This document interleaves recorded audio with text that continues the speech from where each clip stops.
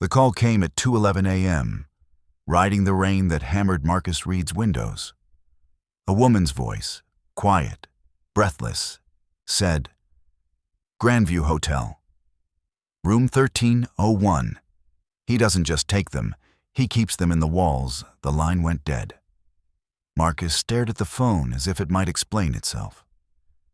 5 years had taught him not to chase every rumor about disappearances in Seattle. 5 years since Sarah. Even so, he wrote 2 lines on a yellow pad, "Grandview, 1301, then tried to sleep in the chair with his boots on, while the storm kept time. By noon, the sky had faded to pewter, and habit moved him. He ran a quick check. The Grandview was a 1917 Dowager near Pioneer Square. 3 guests had vanished in the last month. An IT consultant, a tourist, a local bartender, each last seen recorded at the front desk. No footage, no struggle, no charges after the first night. He called Detective Ray Cooper, who sighed and said, "You'll hate it there." Smells like old linen and lawsuits, then promised to let the hotel know Marcus was coming. The Grandview's lobby smelled of polish and coins. A chandelier threw cold light over a mosaic of blue and cream eyes.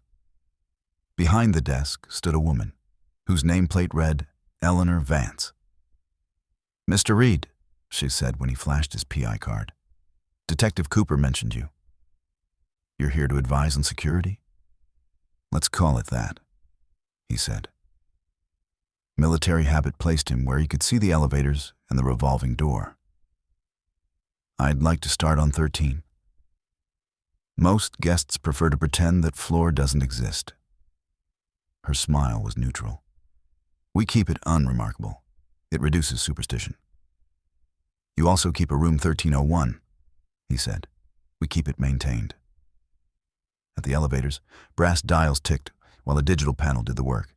The numbers rose, 11, 12, then jumped to 14. Eleanor tapped a keycard against a hidden reader. A discreet 13 appeared. "Service mode," she said. "We try not to unsettle people." The 13th floor corridor smelled faintly of old smoke and lavender. Carpet vines ran toward a brass-framed window where rain crawled like a living thing. Room 1301 waited at the end. Eleanor's key turned. The door swung on a room arranged to be timeless. Lion-footed writing desk, heavy bed, an electric fireplace pretending at coals, a gilt mirror over the mantel. Marcus stood and let details report. 2 faint grooves on the desk blotter where a spiral notebook had rested. A wiped smudge on the mirror's lower right. A hairline scuff on the baseboard along the bed's left wall. He rapped knuckles along the plaster. The left wall felt fractionally hollow. "Housekeeping runs a tight schedule," he said. "Of course." "Who last stayed here?" "I can't share guest information." "You will if this goes to court," he said, still listening to the room. "Anyone complain about the air?" "The air? Too still." Like a chapel after the congregation leaves, he didn't add. She watched him carefully. Old buildings have quirks. We adjust the vents he crossed to the window. Seattle looked honest from here. Slick roofs, trolley wires, his own face floating faint in the glass, as if there were another room beyond. He checked bathroom, closet, under the bed. Then the vent grills. Then the seam where baseboard met wall. Nothing obvious. He looked back at the mirror and saw, for an instant, a tremor like heat haze. Probable HVAC. He filed it anyway. "You mind if I take the room tonight?" he asked. Eleanor let the rain count 2 beats before answering. "We have availability," she said. "I'll ask that you keep a low profile. Our staff are uneasy. Rumors breed I'm quiet," he said. "Ask my ex." At the desk he paid for 1 night and left a deposit for 2. "The dining room opens at 5, Eleanor said. "I won't be hungry." He walked the perimeter outside the hotel, eyes on exits and sightlines. Decorative cameras outnumbered useful ones. The 4 that mattered were new and aimed at lobby and alley doors. A steel service entrance showed paint rubbed thin around the handle. Heavy traffic at odd hours.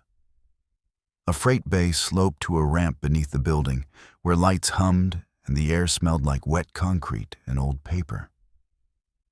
Back inside, a bellhop told tourists a too loud story about prohibition ghosts. The chandelier hummed. Eleanor conferred with a man in a dark suit. Both turned toward Marcus in the slow, measuring way of people who already knew his name. He took the elevator alone.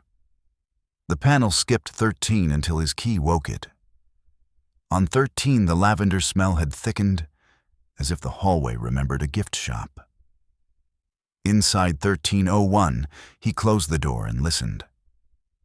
Old rooms pretend to be alone, wood cooling, vents whispering, a hush like a held breath. He unpacked a notebook and wrote, "Anonymous female caller, 2:11 a.m. Keeps them in the walls." He underlined walls and shaded a small box to mark the left side of the bed. He stood before the mirror until his breath fogged. Only his face looked back. Broad-shouldered, eyes that had spent too many nights in chairs.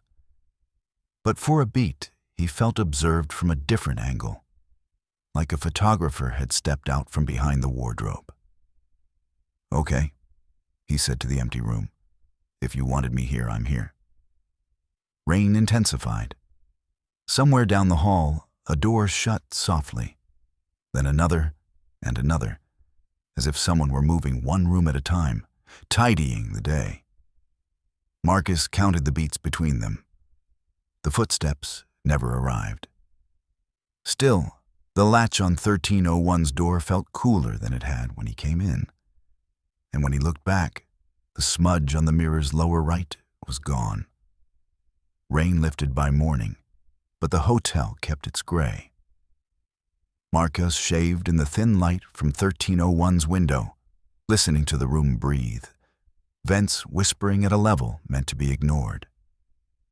He knocked the left wall again with the side of his fist. Hollow, a shade too resonant. He pocketed his notebook and went hunting for people who weren't paid to smile. He started with the bellhop from yesterday, the kid who loved ghost stories. Tyler.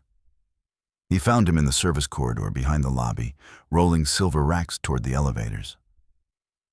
"Quick question," Marcus said. "When did you last see the bartender who went missing?" Tyler's grin collapsed into something guilty. Miss Vance told us to direct questions to management." "Management sent me," Marcus lied. "I want details, not rumors." Tyler glanced at the swing door, then leaned closer. The corridor smelled like starch and coffee. "She checked in alone," he whispered. "Room 1208. But she kept asking for a higher floor. Front desk said we were stacked.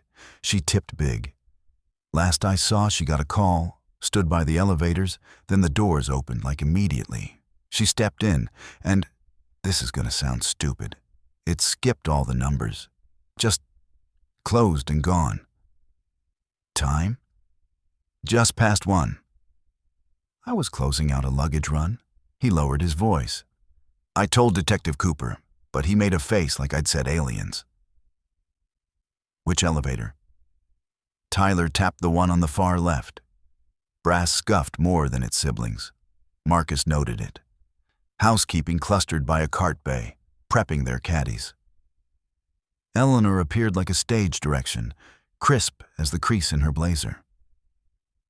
"Mr. Reed," she said, "you wanted staff interviews. I can make introductions, but please keep it brief. We're under media glare we did not request." "Brief works," Marcus said. "Start with whoever turned 1301 before the missing guests rotated through."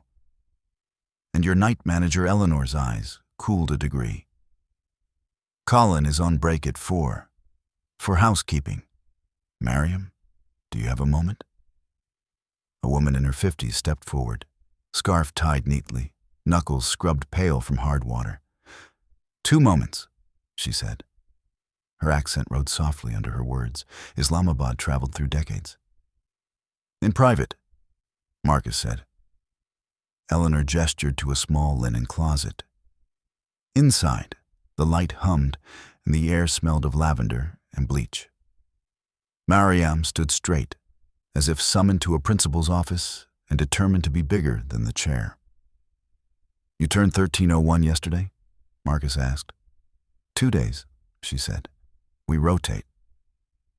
I was on 13 Monday and Wednesday. Before that, Lena had it. She's off now, with her mother. Flu. Monday, you found anything unusual? Mariam shook her head, then hesitated. Unusual is what? Dust is always there. Old wood always moves. Things that move when they should not. Odors, temperature pockets, her mouth thinned. Air in that room, it sits. We open window while we work, but the air, it does not go outside. It just moves to corners. Lavender doesn't help in sounds. Pipes, she said immediately. Old building. I hear breathing sometimes, like someone is just on the other side of the wall, sleeping. She met his eyes, defiant. I know the difference between pipes and people. So do I, Marcus said. Do you see anyone on 13 who does not belong? Sometimes maintenance, Mariam said. At night in the week. They say vents need balancing, and they have a cart, not like ours. Gray, no linens, no labels, what time? She twisted her scarf's edge. After midnight, 1, maybe 2, she looked away. That is not when vents need balancing. Vents need day, names. They have badges, she said. But I look at faces, not rectangles. There is one with a mole here. She touched her cheekbone. Tall, smells like menthol. Thank you, Marcus said. One more. The mirror in 1301. Do you wipe at the end? She nodded. Always. Lower right corner? Mariam frowned. Always. Why? Because it wiped itself, he said, and watched the puzzle land in her eyes. By 4, he was in a cramped room that called itself security, even though it could barely fit the racks and the man in the tie behind them. Carlson had the pale, chapped look of someone who had wrestled a cold and lost. Screens showed stitched views from lobbies, corridors, exits, a few external angles that were mostly rain. I can't give you copies, Colin said. Chain of custody. But I can play. Within reason, I only need eyes, Marcus said. Night before the bartender disappeared. Midnight to 2. Elevators. 12 through 14, Colin rolled back on a creaking chair and worked the keys. Grain bloomed. The left elevator Tyler had tapped. People moved in jerks and smears. The timestamp counted diligently. There, Marcus said, when a figure appeared from the left. The bartender, hair in a loose knot, coat over her arm, phone in hand. She looked up at the panel and sighed, humanly, like every traveler everywhere. The doors opened immediately, even though no one had pressed from within. She stepped in. The number strip above the doors flicked. 1, 2, 3. Then flattened into a line of a white noise. The timestamp froze for the length of a heartbeat and then jumped ahead by 23 seconds. The doors opened to nothing. An empty hallway at a perspective that did not match 12 or 14. Colin grunted. I was going to call that a refresh glitch. Play twice, Marcus said. Lower the brightness. Watch the reflection. They watched it again. In the sheen of the brass panel opposite the elevator, a dim set of numbers that weren't supposed to exist hovered for a breath. 13. Then a quick flicker, as if someone pressed a hidden plate, and the 13 went blind. "Who has service keys?" Marcus asked. "Management, maintenance," Colin said. "And me." He sounded defensive without meaning to. "But I'm not making a list of suspects," Marcus said. "Just the number of keys." They ran footage for the other cases. The tourist, a middle-aged man in a bright hiking jacket, whistled in the lobby, checked his watch, rode the same left elevator.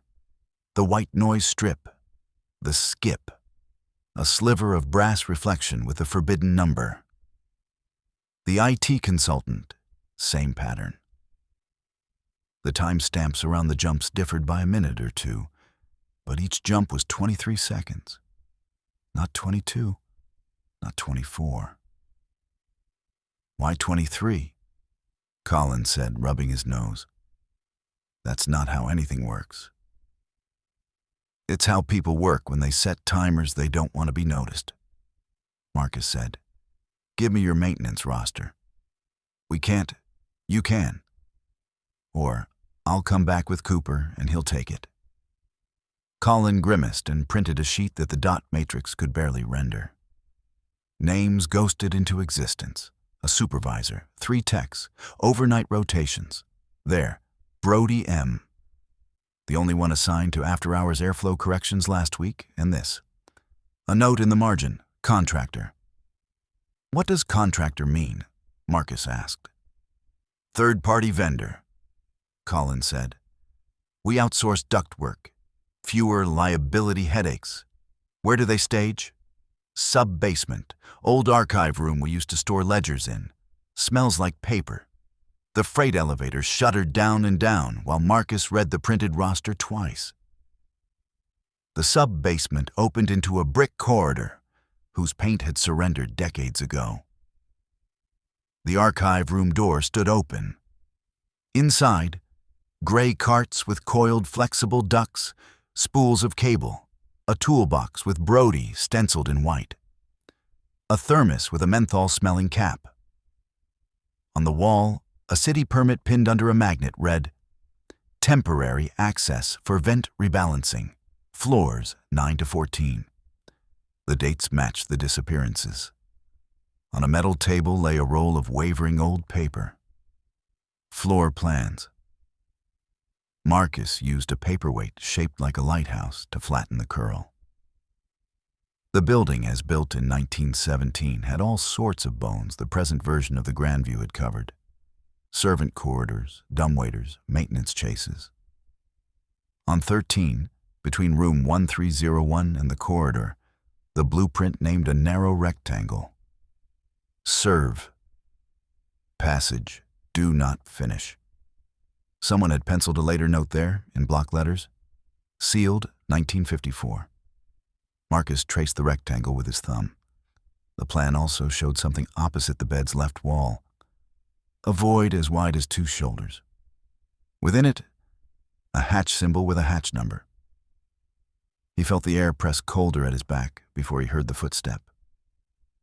He turned. A man filled the door. Tall, a mole bright as a match head on his cheekbone.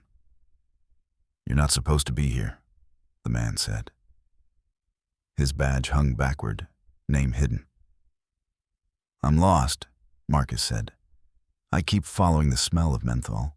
The man stared for a count, then reached for the table and rolled the blueprint up with quick, sure hands. "We've got a schedule," he said. His voice had the flattest, friendliest tone money could buy. "Can't have guests in the work area." "You Brody?" Marcus asked. "Contractor," the man said. "I handle airflow. Helps with the, what did housekeeping call it? The sitting air." "Vents need day," Marcus said.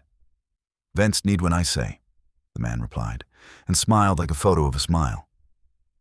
He set the blueprint gently aside. "If you have a problem, talk to management." Marcus stepped closer to the table. "I plan to. One more thing. Where does the sealed passage on 13 actually go?" "Sealed places go nowhere," the the man said. "That's why they're sealed." Marcus let him pass. He pocketed one thing as the man lifted the blueprint, a corner torn decades ago with a hatch symbol half-kissed by pencil. The number, though, remained complete.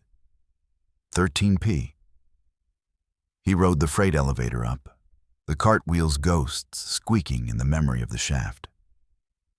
In 1301, the air felt as if someone had left a window open in winter. He knelt by the baseboard on the left wall and pressed his ear to the paint. For a long moment, he heard only the slow grind of the building's heart.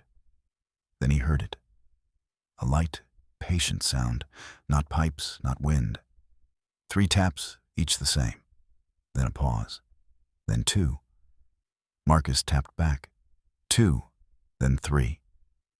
Something on the other side answered. Too soft for anyone who didn't live by listening.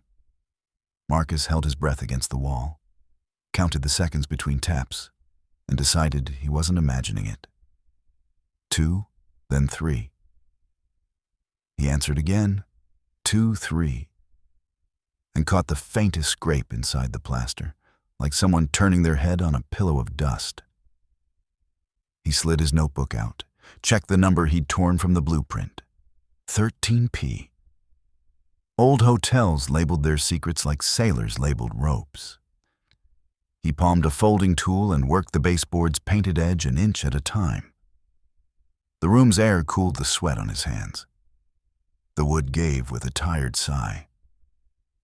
Behind it, a rectangle of wallpaper had been pasted over something else. "Sorry about your finish," he muttered to no one living, and peeled back the wallpaper's corner. A tarnished hatch cover waited there, brass gone green, 4 screws furred with paint. He set the tool to the first screw. It squealed, then turned. From the hallway came the soft walk and stop of a cart. Marcus froze, counted 3 more steps, heard them recede. He finished the screws and levered the hatch forward. A draft slid out, 9 parts old paper to 1 part metal. The void smelled like a crawl space that had memorized a century. He aimed his phone light inside. A narrow service chase ran left and right, boards and studs standing like ribs. At shoulder height, a ledge of forgotten things hugged the space. Coin, nail, a corked vial turned to glue. Then something newer. A strip of nylon with a metal clip, wedged where the ledge dipped. He reached, fingers brushing something slick with grime, and pulled free a keycard lanyard, the hotel's midnight blue, Grand View in silver. The plastic sleeve held a card stamped with a first name and job title half scrubbed by time. Kira, bar. On the back, a white sticker, an emergency extension, and a smiley face someone had drawn in black pen.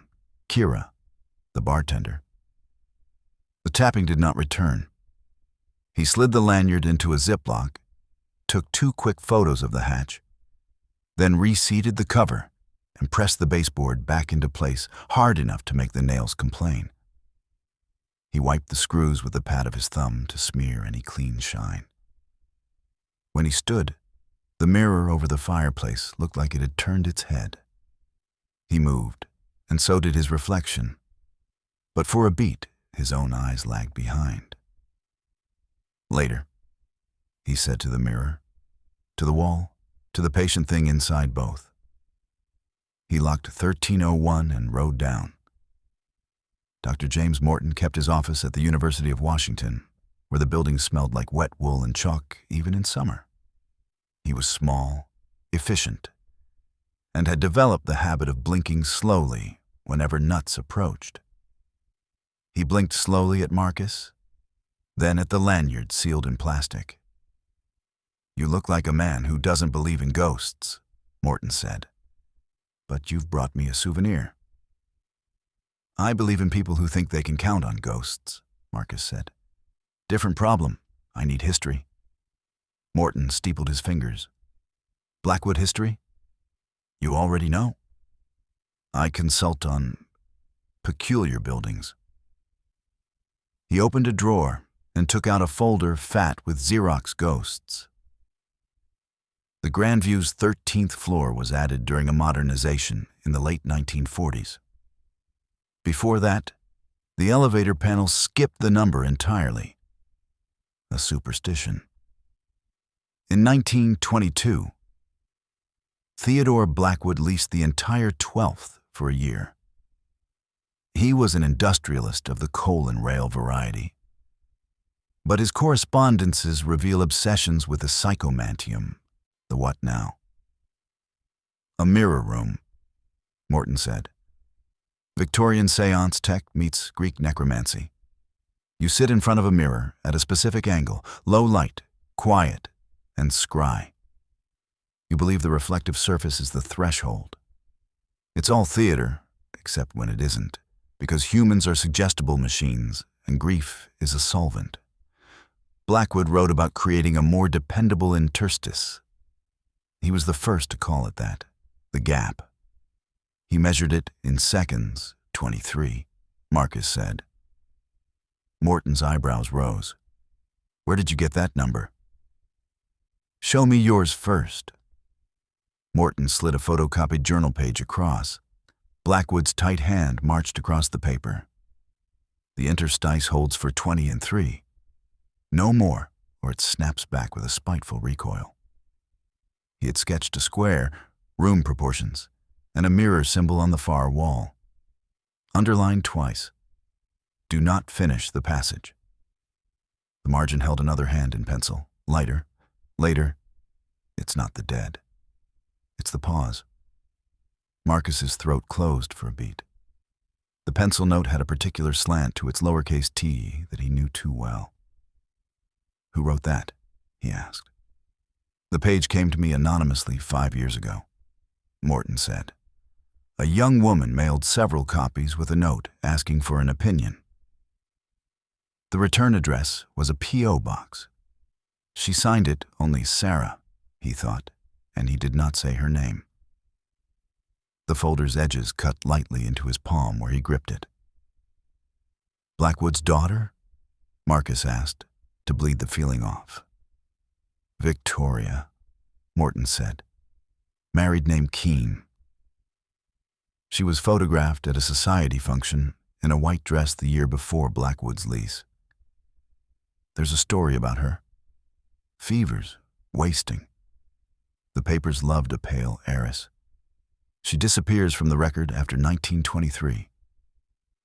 Room 1301's mirror is not original, but it sits where Blackwood's plan placed the device. And if your 23 seconds are more than a coincidence, it's a trapdoor in time, Marcus said. He heard how that sounded. Morton only blinked. A trapdoor in perception, the historian said. But if someone knows how to operate it, the difference is academic. Management knows, Marcus said. Or someone who walks like management in the middle of the night.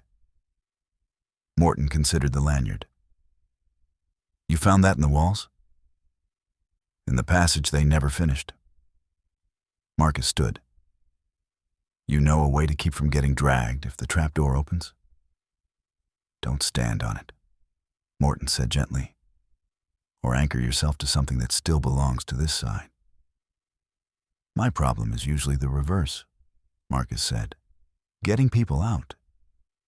Then bring a rope, Morton said. And if you see the woman in white, Victoria, don't follow her. She's a memory that learned to hunt dusk, turn the Grandview's facade into wet slate. Marcus stopped long enough in the lobby to tell Eleanor, I'll have questions for you in the morning, and enjoyed the fractional delay before she smiled. He carried a coil of paracord under his jacket, a wedge, a compact camera with time overlay switched on. In 1301, he turned off the overheads and left only the electric fireplace, because a room like this behaved better when you pretended to honor its mood. He anchored one end of the cord to the bed's iron foot and looped the other around his wrist. He set the camera on the mantel so it saw both him and the mirror. The wall where the hatch hid looked like any wall. He pressed his palm to it and felt the faint, impossible warmth of a pulse. "Okay," he said, "on my count. If you're a pipe, ignore me." He tapped 2, 3. The answer came faster than before. 3, then 2. The mirror trembled, not with glass, but with something behind it adjusting its weight. In the glass, the room leaned a degree into some other decade. The bed's quilt in the reflection wore a different pattern. The fireplace mantel held a vase of lilies gone to yellow. Where his own reflection should have been, for a heartbeat, a woman in a white dress stood with her back to him. Hair swept low, the nape of her neck a pale, vulnerable crescent. "Victoria," he said before he could stop himself. She turned in the glass, but not in the room. The face that met his was delicate as old paper. Her eyes looked like someone else's remembered them. She lifted one hand and touched the mirror from her side. The breath in the room thinned. "Not dead," she said, and her mouth barely moved. The camera's timestamp ticked seconds that did not match his heart. "Between. Who keeps them?" Marcus asked. Her eyes went past him to the left wall. She pointed. In the reflection, a clean hatch stood open, and beyond it, a corridor with scarred wood and light that didn't know his century. A second hand on a brass clock somewhere he could not see moved in quarter jumps. His wrist tugged. The cord tightened as if someone had stepped lightly onto the other end. He braced. The mirror brightened, the way water brightens when another body joins you unseen. "Show me, Kira," he said. The lilies in the reflection browned, then opened again, as if time were a neat trick. A face appeared at the far end of the reflected corridor. A woman's, streaked with dust, eyes swollen from crying. She wore a bar apron with a broken smiley pin. She lifted her hand to her lips, shook her head once, then mouthed a single word he knew how to read, even in bad light. "Run." Something thumped inside the left wall. Not a tap, a thud like a shoulder. The room's door handle jiggled once, politely. "Maintenance," a voice called through wood. Calm, friendly. "Airflow check."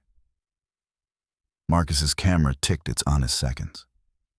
The mirror's seconds landed like errors. He loosened the cord on his wrist until it could slide, then took the wedge from his pocket and set it under the door.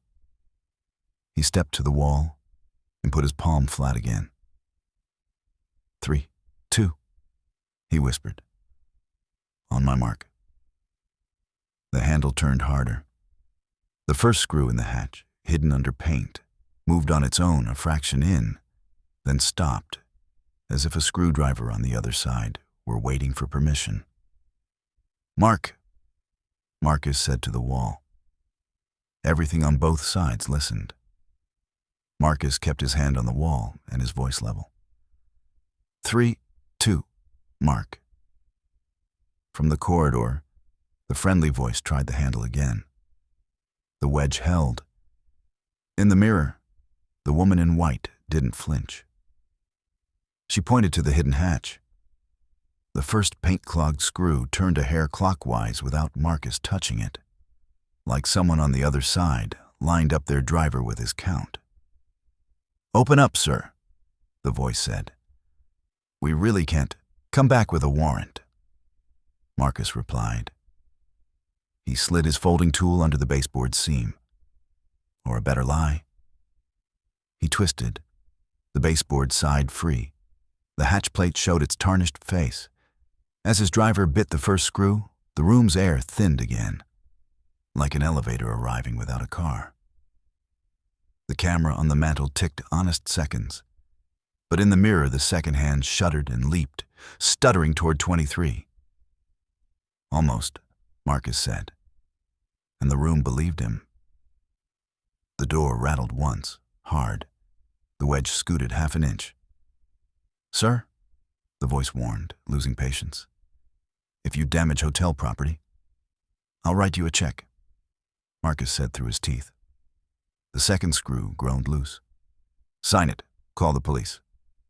He levered the hatch. Cold rot breathed out. The woman in white, Victoria, raised her chin as if to feel the draft on her side. Marcus looped the cord twice around his wrist and slid an arm into the black. His fingers met open air, gritty wood, then an edge. He pressed forward until his shoulder fit the frame. A corridor waited beyond, narrow as a confession. From somewhere inside, a noise rose, subtle, desperate. The scratch-thump rhythm of someone kicking at wood until their strength ran out. "Kira?" he called. "Don't," the woman in white said in glass that didn't move. "Hold." What he heard wasn't Kira.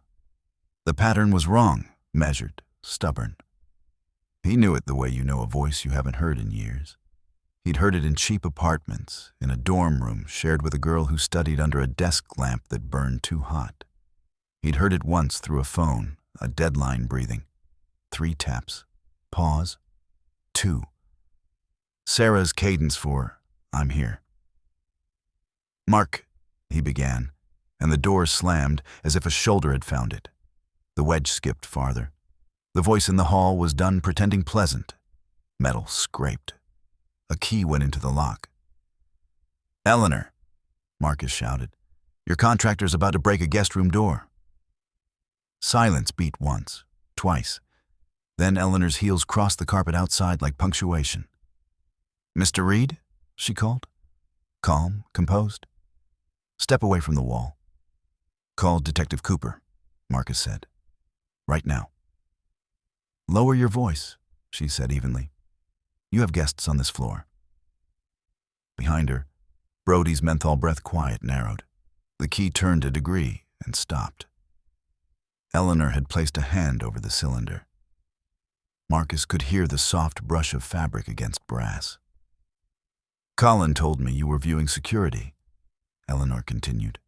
"I'm thrilled you're engaged. But you are not authorized to tamper with fixtures, Marcus said. "That what you call the people who don't check out?" "Step away," she repeated, a veneer of care over steel.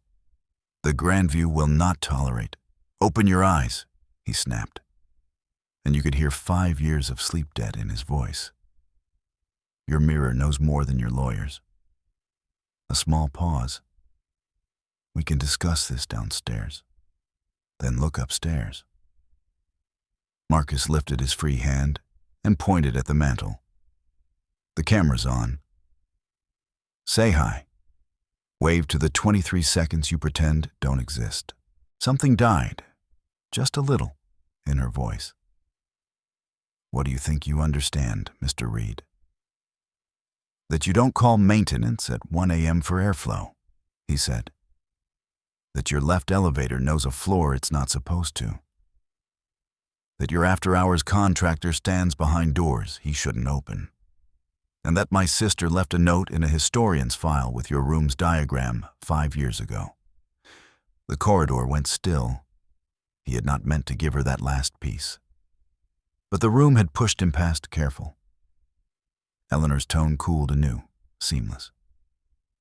"I'll ask you to leave the hotel."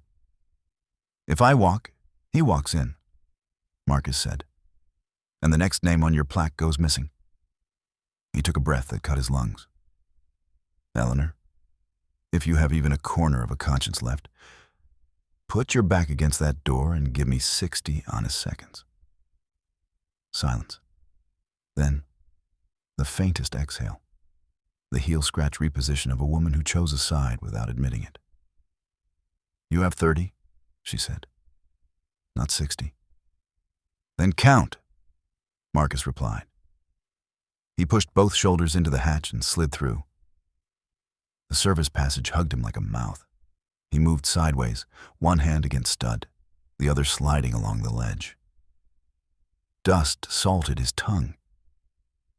He felt, rather than saw, the place where the wall thickened, where the corridor on the other side must have been once. He reached until his arm trembled. His fingers found frayed fabric, then braid. A bracelet, thin and cheap, woven from red thread and the kind of bell you buy in a campus shop for finals luck. Sarah's bell. He had bought it as a joke, and she'd worn it to prove she took nothing he said seriously. He closed his hand, and the bell chimed once against his palm. A human sound in a non-human pressure. "Time," Eleanor said flatly from the room. "Marcus." He backed out, chin scraping a wood, forearm burning. He rolled into 1301 and braced the hatch with his boot until the plate sat flush. He pressed the baseboard home and palmed the screws back. 1-2. The cord bit his wrist. He unwound it with shaking fingers. Brody spoke at the door, carefully pleasant again. "We'll need to check the vent next." "Try it," Marcus said. Eleanor's voice moved closer to the door. "Mr. Reed, please collect your belongings. We're refunding your stay. Security will escort you off the property." "We're past polite," Marcus said. He lifted the bracelet where she could see it through the peephole's fisheye. "This belonged to my sister." A beat. "You shouldn't be certain of that." "I am," he said, "because I bought it." A long breath. "You need to leave," she repeated, but her cadence had slipped out of the script. "We can talk tomorrow." "Not tomorrow," he said.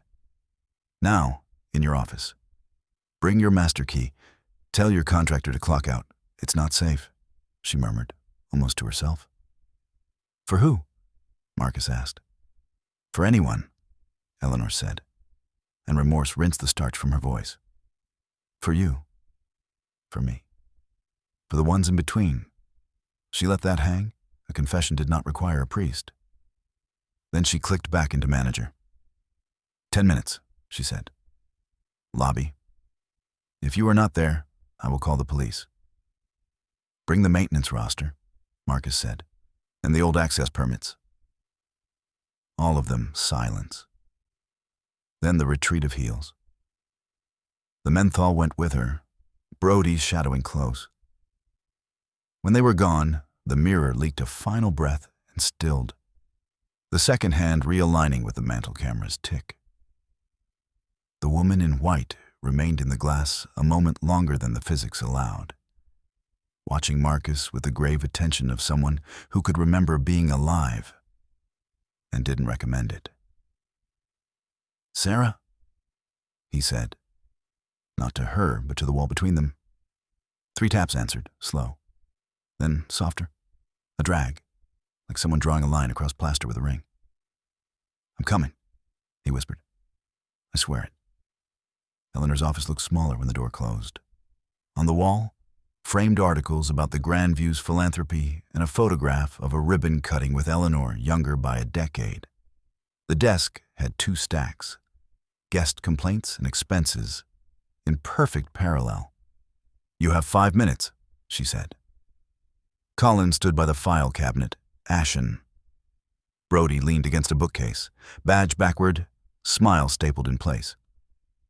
"Before we start," Marcus said, setting his phone face up so the red rec icon glowed, "tell me about the Crimson Circle." Colin made a small, involuntary sound. Brody's smile didn't change. "Urban legend," Eleanor said. "We host weddings, not cults." "You host something," Marcus said. He dropped the bracelet on the desk blotter. "This is not a ghost story. It's logistics, keys, schedules, shifts, a 23-second gap you've learned to surf." Eleanor's gaze snagged on the bell. Her posture loosened as if a cord had been cut behind her shoulder blades. "Your sister came here," she said, and the room's temperature tilted. 5 years ago. She asked the right questions. I told her to leave. She didn't, Marcus said. "No," Eleanor said. "She didn't." She set her master key card beside the bell like an offering. The Crimson Circle is not a society in the way the tabloids mean. It's the hotel's board and 2 families who own most of the block. They believe the Grandview owes a tithe. To what? To continuity, she said. To keeping the gap manageable. A room like 1301 doesn't stop. It either eats at random, or it eats what you choose, and you pretend that's mercy. Brody's smile finally lost a tooth. Manager, he warned. Don't, she said without looking at him. She met Marcus's eyes. I thought I could stop it at 3. Then 3 became 5. Then the permits came, and the contractors. And she breathed in. I signed things I didn't read twice. That's my confession. What's Brody's? Marcus asked. Brody straightened. I make sure your rooms breathe, he said. That's all. Then you won't mind if we take a walk to 13, Marcus said. You, me, your key, my rope. We open the passage and we bring someone out. Eleanor stared at the bracelet, another heartbeat, as if measuring what 1 bell was worth against an entire hotel's books. She picked up her key. 5 minutes, she said. Before the board knows you're here. Marcus nodded. Then let's give them a story they can't file. They left the office together, a triangle with too many edges, and stepped into the elevator. The left car opened without being called. The digital strip blinked. 12, 14. Marcus took Eleanor's key and held it against the hidden reader. The forbidden number pulsed into being. 13. Doors close, he said. They did. The elevator doors slid shut, sealing them in a brass-lit box that smelled faintly of oil and damp rope. Eleanor held her master key steady in the reader until the hidden 13 glowed like a secret that had learned the trick of pretending not to exist. Brody stood at her shoulder, hands behind his back, the menthol on his breath icing the small space. Before we step out, Marcus said, eyes on the jumping floor numbers. Tell me how you choose them. Eleanor didn't look at him. We don't choose anyone, she said. The room does. The room files permits? Marcus asked. The room prints overnight rosters? Her mouth tightened. There's a ledger, she said. There always has been. We document anomalies for insurance and legal protection. And for the circle. Say the quiet part, Marcus said. Continuity, she murmured. A promise the building made to itself. You don't dam a river without a spillway. Overflow breaks things. We direct it. We minimize harm. She flicked her eyes at the master key as if it might judge her. That was the plan. Plans don't bleed, Marcus said. The car sighed open. The 13th floor corridor held its breath. Someone had polished the sconces to the color of yesterday's moon. The carpet's vine pattern looked like it had been rolled out and never walked. 1301 waited at the end, like a sentence that had to be finished. Eleanor unlocked the door. We moved the mirror once, she said, almost to herself. It came back crooked in the night. Brody smiled. Rooms have preferences. People have rights, Marcus said, stepping inside. 1301 had reposed into its night shape. Shadows heavy as quilts. The electric fire smoldering in obedient imitation of coal. The mirror's glass looked deeper than it had that afternoon. A lake in a storm break. On the mantel lay 3 lilies arranged in a brass cup, and a ledger bound in red leather, its ribbon marker black with the oils of many fingers. Eleanor's gaze snagged on it in a way, like a guilty hand. That ledger, Marcus said. It stays, she said weakly, but didn't reach for it. Brody moved, not toward the ledger or the mirror, but to the window. He twisted the latch half open, Wind spoke once against the gap, and the room's temperature stepped down, as if someone had opened a door to an old cellar. "Airflow," he said pleasantly. "As requested." Marcus crossed to the left wall and found the seam with his knuckles. He didn't need the folding tool. He could have opened it by feel now. He set his camera on the mantel, lens pointed at the room and the mirror both. The on-screen clock ticked in honest seconds. He tied the paracord to the bed's footboard again, double-hitched it to his wrist. "We have at most 2 cycles," he said. 23 seconds on, God knows how long off. Eleanor flinched. "How do you know the length?" "I count," Marcus said. "It's what I do when I can't sleep." Brody's smile didn't falter, but his eyes thinned. "You'll want the lights a hair lower," he said. "Angle does the rest." "No," Marcus said. "Yes," Eleanor whispered. She moved to the switch and dimmed the room until the mirror drank the walls and gave back a version 1 notch removed. The lilies in the reflection browned at the edges, then recovered. A second hand somewhere in the glass jumped in quarter steps. "I told the circle the room takes when we pretend we aren't watching," she said. "That's the oldest lie. The room takes when we help, and you helped," Marcus said. She swallowed. "I thought I could choose a kind of mercy."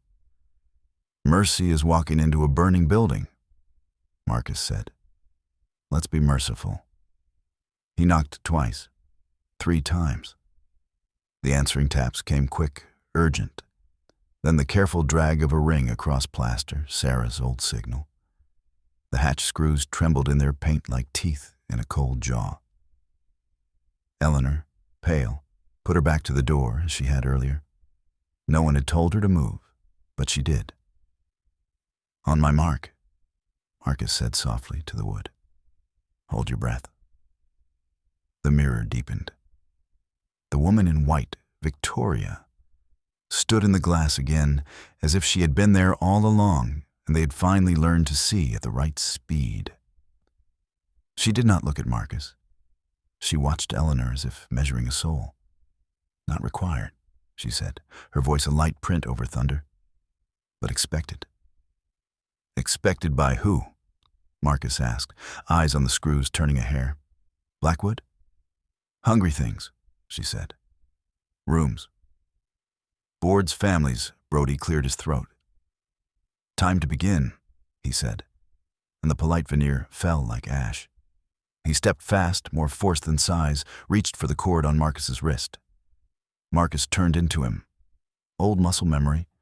Not bar fights, but rooms with low ceilings and men who didn't want to be there when the door came down. Carried his weight through Brody's knees. They fell hard, a clatter that made the mirror jitter. Brody's hand found Marcus's jacket, and the hiss of fabric told him there was a blade.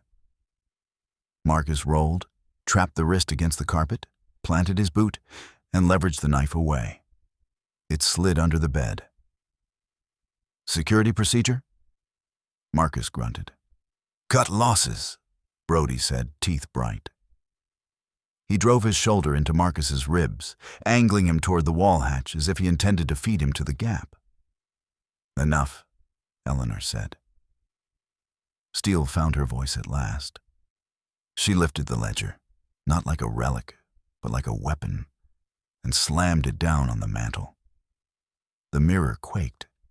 In the glass, the lilies snapped their stems, and the room's twin shuddered with wind. The hatch gave. Cold and old poured out. Marcus shoved Brody back with the heel of his palm, caught the hatch with his fingers, and yanked it wide. "Kira," he called into the narrow dark. "On your left, reach for the light." A voice answered, reed thin. "Here." He braced, arm vanishing into the passage, shoulder grinding the frame. Something cold and human slid under his hand. Skin, grit, a hospital band with hotel numbers written over in Sharpie. He seized her wrist. "Pull," he said. From the door came the rattle of the handle. An audience arrived too soon. Boots in the hall.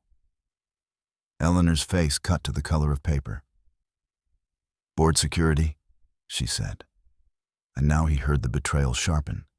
She had called them, or they had already been listening and needed only her key. "You had one job," Marcus said through his teeth. "I have two," she whispered. "This one is heavier." Brody lunged again. Eleanor stepped into him, not elegant, not trained, just a human body in a doorway that refused to move. "We finish this," she said to Brody, "or I burn you with it." The mirror's second hand slammed to 12. Marcus yanked. A woman's arm, then shoulder, broke the threshold. Kira's face burst into the lamplight, eyes ringed in ash, mouth open on a sound that might have been his name, or just air rediscovering lungs. He hooked his elbow under her armpit and dragged hard. The cord on his wrist went taut. Something in the unseen space had looped on it and pulled like a patient hand. "2 more seconds," he said, because he could feel the cycle closing, the pressure of the door to between worlds he had no right to name starting to swing. Brody twisted, trying to shoulder Eleanor aside. She shoved back, both palms on his chest. The ledger slid, opened on its red ribbon like a tongue. In the mirror, names in a hand he recognized wrote themselves down the page, dates, times, room numbers, each line followed by a neat circle of red ink. The last name flowed like a cut. Sarah Reed. Marcus's heart hit the bed frame. He hauled Kira free and crashed backward with her. The cord bit sang in his bones, then snapped free as something on the other side let go or got what it wanted. The hatch slammed. The mirror's second hand caught up with the camera's, tick aligning with tick, as if nothing had happened at all. Kira gagged, shook, and focused. She said. "He said my 23s were up. He said someone had to take my place." "Not tonight," Marcus said. He pulled the hospital band off her wrist. Grandview Emergency XT.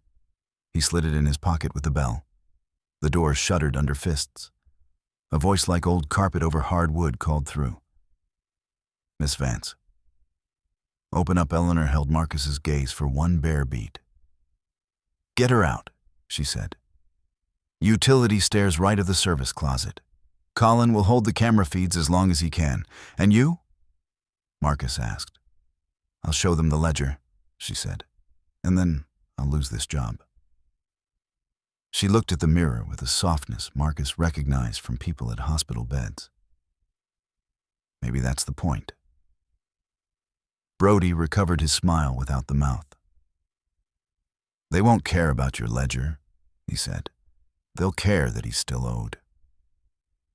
"Then they can come collect me," Marcus said, standing into the space between Brody and the door, Kira's weight against his side. "But they'll have to schedule it around me taking my sister back." Eleanor stepped aside. "Go." Marcus dragged Kira into the corridor. The service closet crouched where the blueprints had promised. He shouldered it open, swallowed the chemical cool air of mops and ammonia, and found the utility stairs 8 steps in, tight as a throat. He didn't look back. On the landing, Kira gripped the rail and found breath enough for words. "She's in there," she said. "The one you're looking for. She waits by the hatch when the lights go wrong. She tells us not to speak because the room will learn our names. She says names give it teeth. Sarah," Marcus said, "because there are things a room doesn't get to keep." "No," Kira whispered fiercely. "She says if you say her name in the gap, it pulls harder." He nodded once, setting a new rule in his bones. "Then I won't say it where the room can hear." Above them, 1301's door cracked. Board security flooded the hall.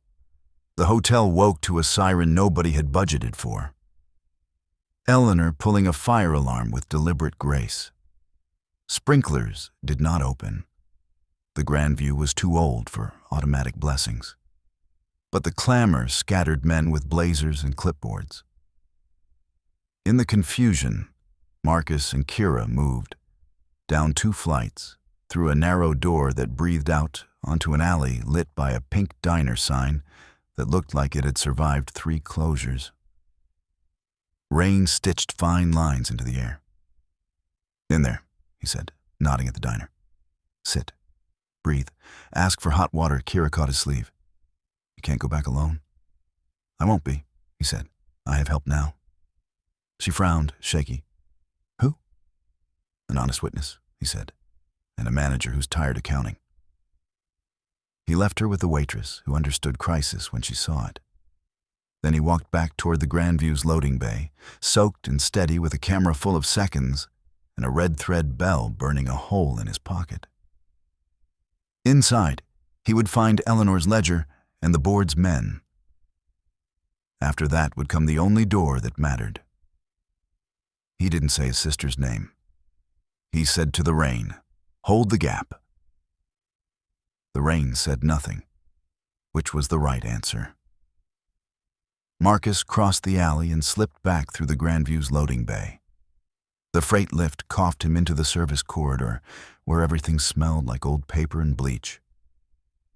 The building felt awake in a way it hadn't before, as if the fire alarm Eleanor had yanked had pulled breath through every wall.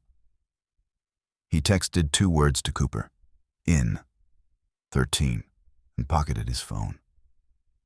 If the detective believed, he'd come. If he didn't, it didn't matter yet. At the end of the corridor, a door shivered, then opened a crack.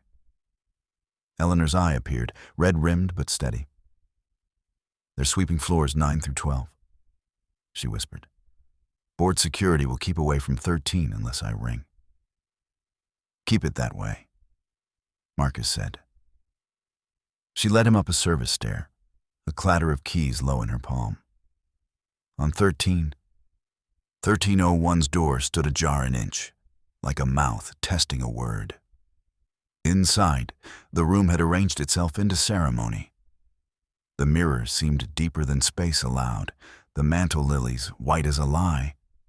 The ledger opened to a page that smelled faintly of iron. Brody was already there, sleeves rolled, a loop of cable in his hands that wasn't for vents. He looked up with the composite friendliness of a man who had rehearsed kindness and never used it on himself. "Thought you'd run," he said. "Thought you'd lock the door," Marcus said. Brody's smile pinched. "Doors are suggestions here." Eleanor stepped between them, managerial even when the job title felt like a sentence. "This ends tonight," she said. "No more ledgers. No more trades." Brody tilted his head. "And how do you end a river, Miss Vance? Tell it to be still?" "You reroute it," Marcus said. "Or you flood what it feeds." He crossed to the mantel, set his camera to record, and angled it so the timestamp glowed in the corner. He tied the rope again, bed to wrist. Then he drew 2 things from his pocket: the cheap red thread bracelet with its small bell, and Kira's hospital band with Grandview Emergency XT scrawled over the printed numbers. He tied both onto the rope's bight against his wrist until the knot bit through all 3. "What's that for?" Brody asked, amused. "Wait on this side," Marcus said. "Names the room can't keep." The mirror did the trick it had learned from water. Depth first, then light. The lilies browned and brightened. A second hand in the glass ticked past 12, stumbled, then jumped a quarter beat. Eleanor moved to the switches and slid the dimmer down a degree. Habit warred with horror in her posture. Brody took 1 step left, 1 step right, finding the angle old hands found without thinking. The surface of the glass held its breath. In it, The room's twin leaned an inch out of true, as if built by a mason with a secret. "Before we do this," Marcus said quietly, "you tell me the rules you think you understand." Brody's eyes showed a flash of impatience. 23 seconds. Hold your breath. Do not speak your own name after the door starts to open. If you take, you must give. Something goes back. Wrong, Marcus said. Something always went back because you decided it did. He lifted the ledger by its bottom edge. The red ribbon stuck to his fingers as if it had been glued there by a century of choices. This keeps the room predictable, not safe. Predictable feeds profits, Brody said pleasantly. Safety is for brochures. Eleanor's face hardened. I'll give the footage to the press, she said. Ledger pages, permits, your contracts. You'll give yourself a lawsuit, Brody said, and a ride home in a black car that doesn't stop. Then you won't mind if we finish before they pull up, Marcus said. He faced the mirror. The woman in white stood within it, pale as absence, the nape of her neck a vulnerable crescent. She looked at him, not through him, for the first time. You brought an anchor, she said, eyes on the thread and the bell. Yes, Marcus said. 2. Her gaze dropped to the ledger. And a key. Tell me what opens with it. A promise. She lifted one hand toward the glass, palm outward. To end the counting. The camera ticked. The second hand in the mirror hit 12 and hesitated like a decision. The breath went out of the room. Mark, Marcus said, and fitted his fingers into the hatch seam by feel. The screws moved of their own tired will, as if a partner on the other side had aligned the driver. Cold inhaled through the gap. The room opened a mouth you couldn't map, and the rope tightened like a pulse. Marcus leaned in. Wood scraped his shoulders, paint dust salted his tongue. He counted in his head without meaning to. 4, 5, 6, because that was what he did when fear needed a leash. Something brushed his fingers. Not Kira this time. This was cooler, thinner. He reached farther. The rope bit 10, 11, 12. A hand slid into his palm.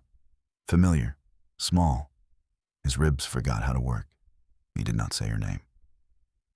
He closed on her wrist, felt bones as delicate as they had been the last day they'd argued in his kitchen. He pulled. The space pulled back. The rope sang like a string on a broken instrument. Behind him, Brody moved.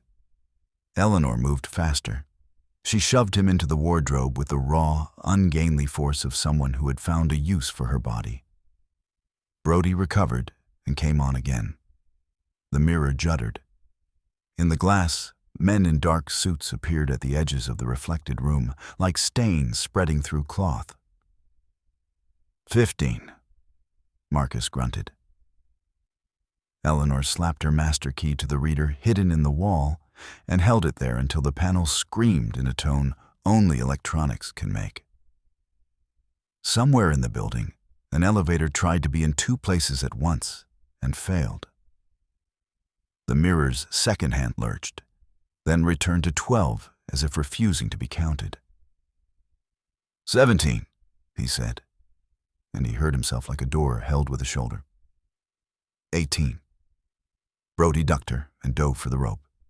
He grabbed it and yanked hard, intent on his own arithmetic. Something in the passage snarled, not a sound, but a refusal.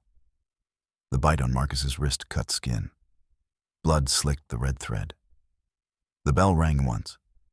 The sound went into the passage like a name into a church. The hand in his tightened. He pulled. The unseen pulled back. 19. 20. Give, Brody hissed. Give, or it keeps. Marcus kicked without looking and found Brody's knee. The contractor folded around pain that the room didn't care about at all. Eleanor stepped on the ledger with both heels. Not this time, she said. and tore the ribbon out. 21. In the mirror, the woman in white did something no glass is supposed to translate. She stepped half a pace forward and put her palm to where the ledger's reflection lay. The page on the mantel, here, in this room, fluttered though no wind moved. Ink swam, then lifted, like a stain turning to light. Names unwrote themselves. Circles opened. Sarah Reed, in red, faded to pink, to nothing. 22, the hand in Marcus's jerked. Not away, but toward. A shoulder cleared the hatch, hair matted with dust. The line of a jaw he knew better than his own. He pulled with everything the years had sharpened or hollowed, and a body fell into him like a door falling off hinges. They hit the carpet hard. The rope went slack as if the room let go because it hated witnesses. The hatch slammed.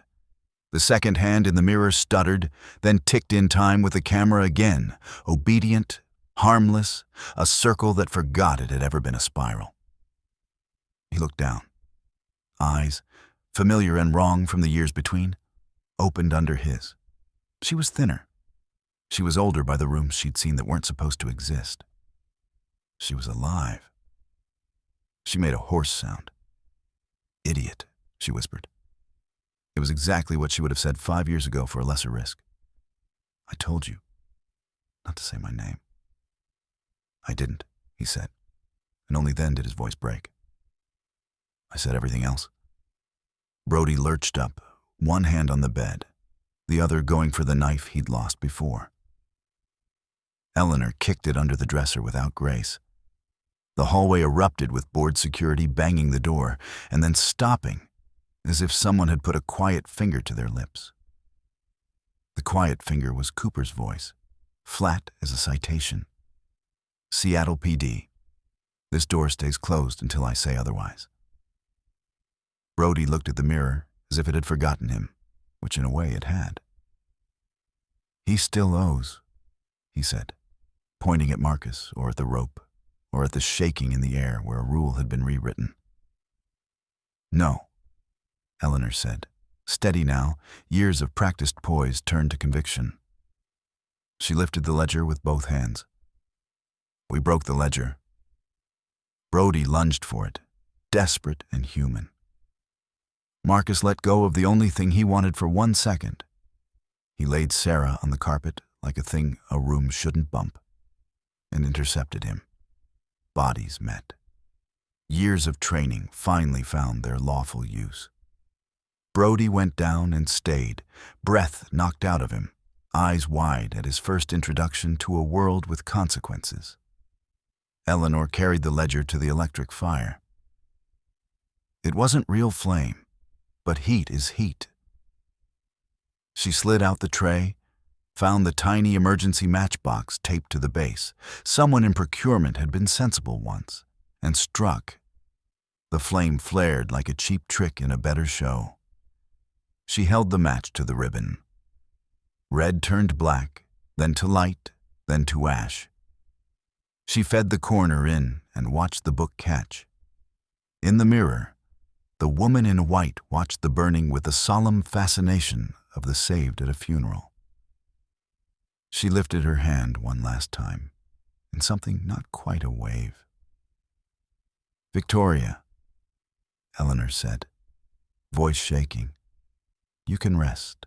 The woman tilted her head, like a bow no etiquette book covers, and blurred away as if she'd remembered where her body used to be and gone there.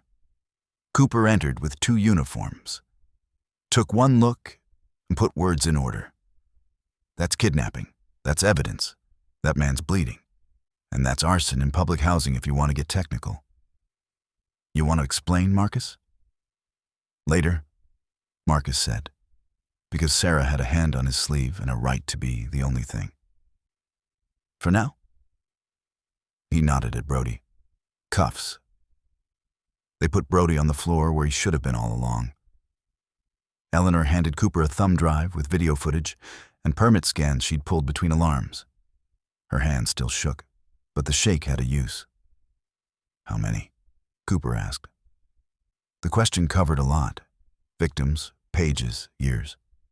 Enough, Eleanor said. Not again. They took statements until the room felt like a courtroom. Sprinklers never came on. The old hotel preferred gossip to grace. The ledger burned down to a metal spine and a smear of something you couldn't name without making it real. Marcus untied the rope from his wrist and slid the bell into Sarah's hand. "For luck," he said, and she gave him the kind of look you earn by walking through a door with your own name on it and not closing it behind you. They went down past the lobby so the news cameras wouldn't make a feast of a woman learning how to breathe again. Outside, the rain had moved on to some other city. The Grandview sign hummed like a thing that had survived a flood. In the days that followed, headlines found their own names for the story. Hotel horror exposed. Secret ledger. Missing guests found. Kira's face on local news, alive, speaking softly into a microphone as if not to wake a sleeping thing. Eleanor sitting across from a city attorney, hands open, not bargaining. Brody's mug shot with the kind of smile that doesn't read as well without a tie. In a small kitchen that remembered sunlight, Sarah sat with a blanket around her shoulders and learned what year it was. They ate soup like it was a sacrament.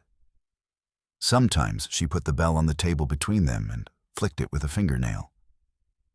It made the same sound it had made in rooms that aren't on maps. But now it only meant what bells mean.